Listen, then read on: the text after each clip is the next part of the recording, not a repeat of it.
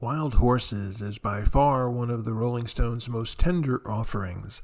Originally written as a dedication to Keith Richards' newborn son Marlon, the acoustic number was eventually rewritten by Mick Jagger, who adapted it to reflect his feelings about his failing relationship with Marianne Faithful.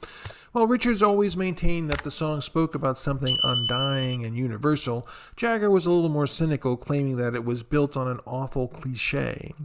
Due to legal difficulties with the band's manager at the time, the Stones had to wait 2 years to release Wild Horses, by which time it had already been released by Graham Parsons' Flying Burrito Brothers. There's some debate about the origins of the lyric Wild Horses couldn't drag me away, with Marianne Faithful claiming it had been the first thing she said to Mick after pulling him out of a drug-induced coma in 1969. However, others have claimed that it was written for Jagger's future wife Bianca, which is unlikely considering they didn't meet until 1970. Either way, Jagger was always quite critical about Wild Horses. In 1995, he gave an interview for Rolling Stone in which he explained how the track came about. It was his melody, Jagger said, of Richards' influence, and he wrote the phrase Wild Horses, but I wrote the rest of the lyrics. Jagger would go on to offer his opinion about the track.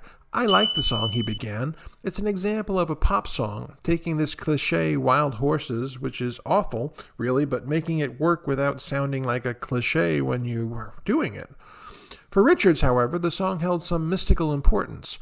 It was one of those magical moments when things come together. He wrote in his 2010 autobiography, Life, it's like satisfaction. You just dream it and suddenly it's all in your hands. Once you've got the vision in your mind of wild horses, what's the next phrase you're going to use? It's going to be, couldn't drag me away. Of course, Wild Horses wouldn't be the same without the jangly 12-string guitar line in that same memoir. Richards explained that the song almost wrote itself. It was really a lot to do with, once again, fucking around with the tunings. I found these chords, especially doing it on a 12-string to start with, which gave the song this character and sound. There's a certain forlornness that can come out of a 12-string. I started off, I think, on a regular 6-string with an open E, and it sounded very nice, but sometimes you just get these ideas. What if I open-tuned a 12-string?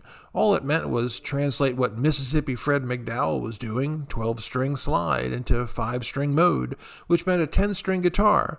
Make sure you take a moment to revisit Wild Horses.